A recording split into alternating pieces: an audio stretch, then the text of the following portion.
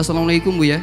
Waalaikumsalam warahmatullahi wabarakatuh. Saya hamba Allah mau bertanya, apakah hukum tentang induksi laktasi dalam Islam dan masih berhubungan dengan anak asuh? Sang anak ini nanti apakah bisa dikatakan sepersusuan karena didapat dari ibu angkat yang air susunya dikeluarkan melalui proses induksi laktasi? Karena sebelumnya belum pernah punya anak dan melahirkan. Sekiranya Buya berkenan untuk bisa menjawab karena kategori hukum fikih baru yang beredar di kalangan masyarakat sekarang. Jazakumullah khairan Buya. Yang pertama masalah anak angkat sama anak asuh dulu ya. Anak angkat dalam arti mengambil anaknya orang kemudian nasabnya dirubah, itu yang nggak boleh. Kalau sekedar merawat sampai maksimal sempurna sampai menjadi orang sukses sah. Bahkan itu yang dianjurkan, tapi jangan merubah nasab. Kemudian setelah itu, memang kalau kita mengambil anaknya orang sebisa mungkin dijadikan mereka itu mahram atau yang mahram.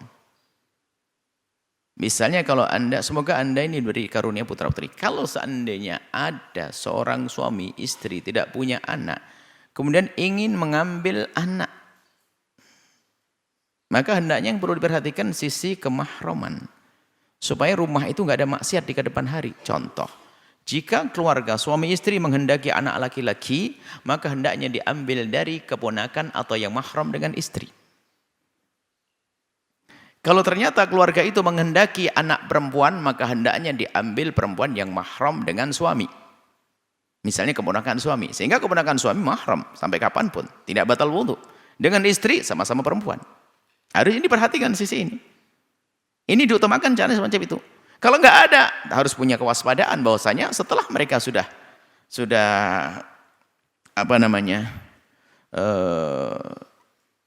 sampai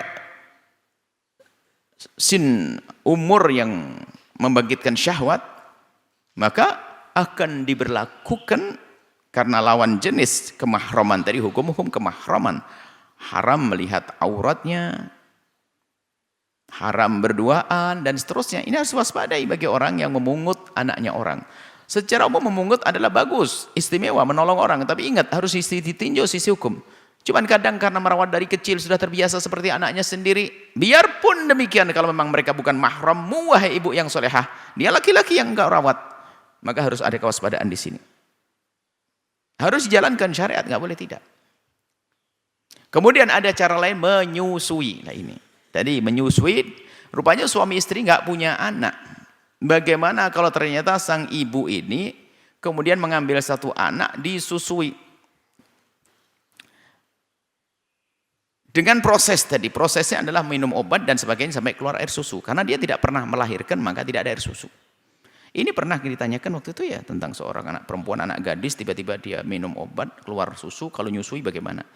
Jawabannya adalah sama. Bahwasanya karena memang keluar air susu, maka wanita tersebut kalau menyusui anak, syaratnya yang disusui adalah pertama kurang 2 tahun umumnya, sebelum 2 tahun umurnya, masih di bawah 2 tahun yang pertama. Susuannya adalah tidak kurang dari 5 kali susuan. 5 kali susuan dinyusui, dilepas, nyusui lagi, lepas, nyusui lagi, lepas, sampai 5 kali susuan. Kemudian maka wanita tersebut biarpun proses untuk mengeluarkan susu adalah dengan obat-obat dan sebagainya, dirangsang dengan obat itu, maka ibunya menjadi ibu susuan. Kalau anak gadis perawan juga sama, anak gadis jadi ibu susuan, bisa.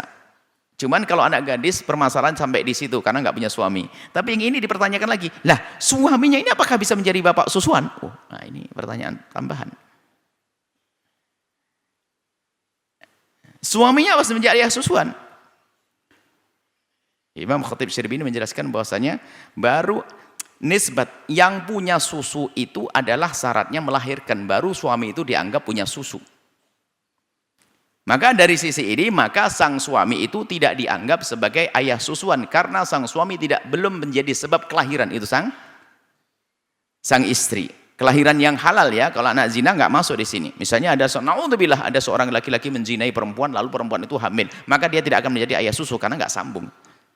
Nggak sambung secara mahram, juga nggak sambung. Jadi wanita tersebut bisa menjadi ibu susuan, tapi ayahnya tidak bisa menjadi ayah susuan. Ini menurut kebanyakan ulama. Cuma di sana dinukil ada pendapat. Dinukil riwayat dari Imam Ahmad dan sebagainya bahwasanya wati cukup hubungan suami istri bisa dianggap menisbatkan kemahraman karena susuan kepada sang ayah. Yang penting sudah terjadi hubungan suami istri. Tapi ini karena ini pendapat yang selain daripada jumhur ya, kita anggap itu adalah pendapat yang lemah. Cuman kalau kita ingin berhati-hati masih bisa. Berhati itu bagaimana? Sudah kita tinggalkan dulu pendapat ini. Mohon maaf saya nukil dari Imam Ahmad, mungkin ada kesalahan. Yang jelas ada pendapat seperti itu. Apakah di dalam mazhab Syafi'i yang lemah atau dalam mazhab Malik yang lemah atau dalam mazhab Hanafi yang baik. Yang jelas ada yang mengatakan bahwasanya wati itu bisa menjadi sebab susu bisa disebabkan kepada sang ayah. Kita pinggirin dulu supaya nggak rancuh. Jadi yang tadi kita kembali.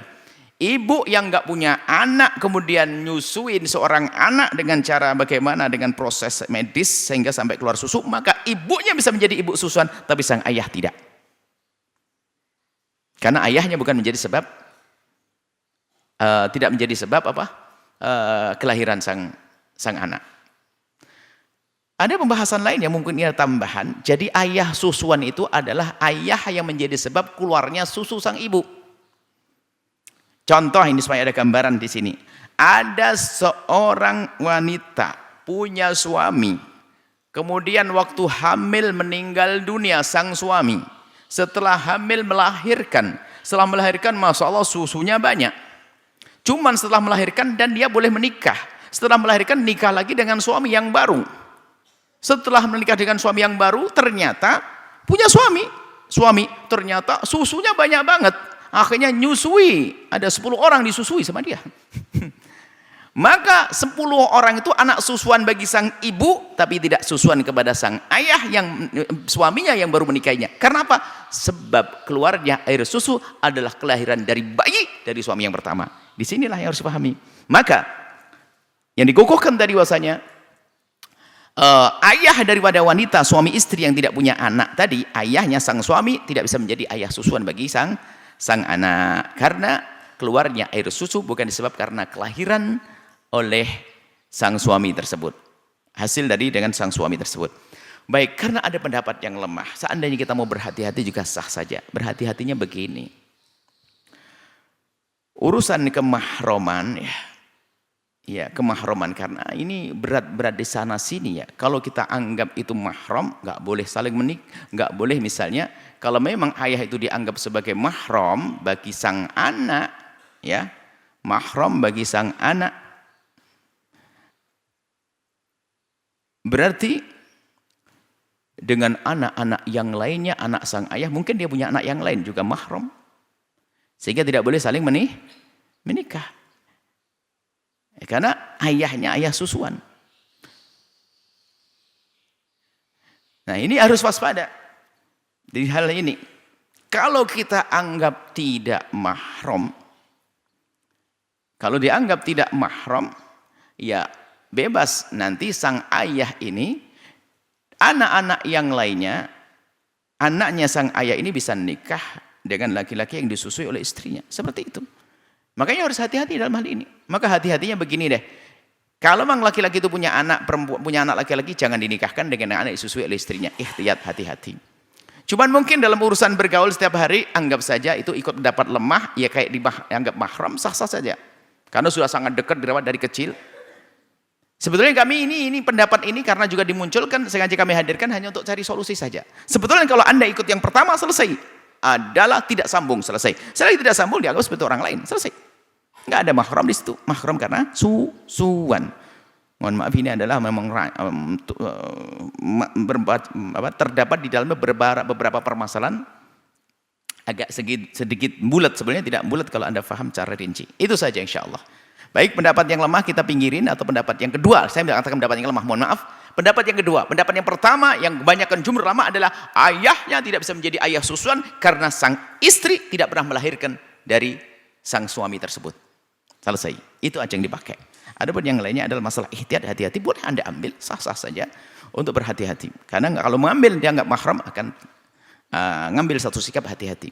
Semua adalah pendapat ulama yang kita tidak boleh saling meremehkan. Ini saja. Allahu a'lam bissawab. Sahabat Al-Bahjah TV, setelah menyaksikan video ini, Jangan lupa bersolawat kepada baginda Nabi Muhammad.